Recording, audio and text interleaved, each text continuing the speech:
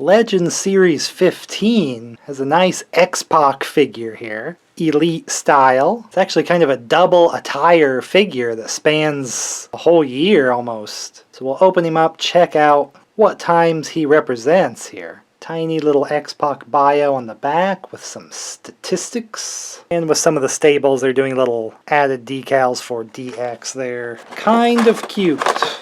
So out of the box is this little outfit here. A lot of cloth bits. Even some sunglasses here, because this is the kind of April of 1998 when they kind of did their invasion of WCW. They were outside of the arena that WCW was having their show. They were trying to get some kind of altercation going on there or something. Get a little WWF versus WCW action. Didn't really succeed, but that's what this outfit is from, is that segment, the DX Army, with the camo here.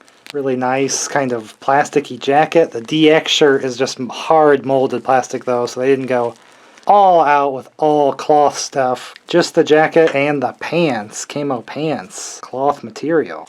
And of course he has his army helmet there, and the shades. So if you want that look, you have that option. And they did all the DX figures with the army attire if you want to do that group kind of shot. I'm a little more interested in ring gear though. So we get the helmet off. The shades kind of have a spot. See how short they are that they just kind of slide onto him. No bandana. He's got the DX kind of hands because they're open.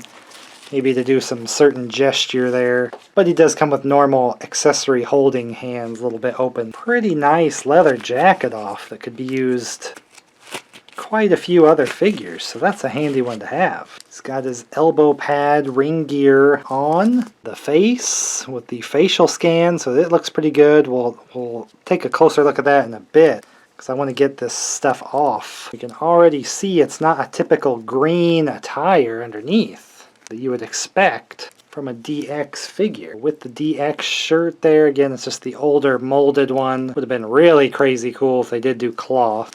But we have the kind of black, white, and kind of an orangey red colored attire, which I think is kind of his default attire in WrestleMania 2000, actually the older Nintendo 64 game, which is a little surprising. Let's get off the DX shirt so we can see the full ring gear, and here we have it. So then this attire is something he probably got more in 1999 later, maybe when Triple H kind of left the group. DX was kind of having some issues, losing members. And then X-Pac going on to form a tag team with KANE as well. Maybe kind of showing a little color coordination with him a tiny bit. But this is a pretty common X-Pac attire that you would see later with this white part would be green, and you kind of have a DX themed one, or still white with the green accents. So figures that could come out later, kind of reusing this, get some more uses out of it. But a unique coloring one, and one in those Nintendo 64 video games, so I'm down for it. Talking about the face, because the older Elite figure here had the tongue out, so it was kind of a weird expression. And at first I thought maybe this one had too big of a head, but they're not too bad. This, the one with the tongue out, you know, his mouth is open. It's kind of deceivingly making his head bigger. Then you have the bandana that maybe is making it smaller, and here we got full forehead on the newer one, but kind of the same, and the same height as well. But he does have these longer kick pad boots, which are actually missing a little bit of a color there. Probably should have a little bit of that orange or something. So surprisingly, this older one is actually maybe a newer attire that maybe is even after this one, like even later, 99 or so. So of course you could do a head swap if you only like this maybe real scanned one. Since again this one is older, so the tongue expression is hiding the lack of facial printing a little bit. But you can still see it's a little flat and cartoony. But I'd probably just leave this one as it is, because this is still a pretty good attire. Again, I base a lot of my collection off those Nintendo 64 wrestling games. So a good face on an attire for straight out of those games works for me. It does look like we had a little bit of a stain maybe from the cloth stuff. So something to be aware of. You won't be able to see that until you get the figure out of the box. That's a little lame. But you get the real scan head. And actually this cloth stuff will be useful for maybe some other figures, since I'd probably like to just see the full X-Pac attire here instead of the DX Army thing. Oh, another one I was going to kind of skip because I already had an X-Pac, but they keep doing a little bit better figures here. And my collection is kind of expanding kind of Attitude Era range a little farther. We might have to do a split with an earlier 90, later 2000 kind of setup.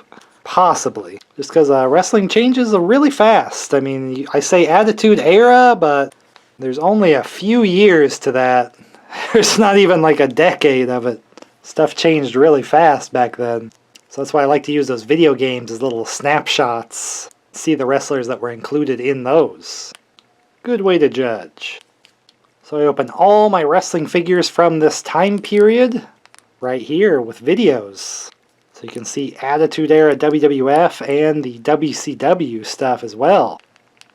If those are the kind of figures you want to see, I'm the place to be. If you're not down with that, I got a word for you. X-Pac.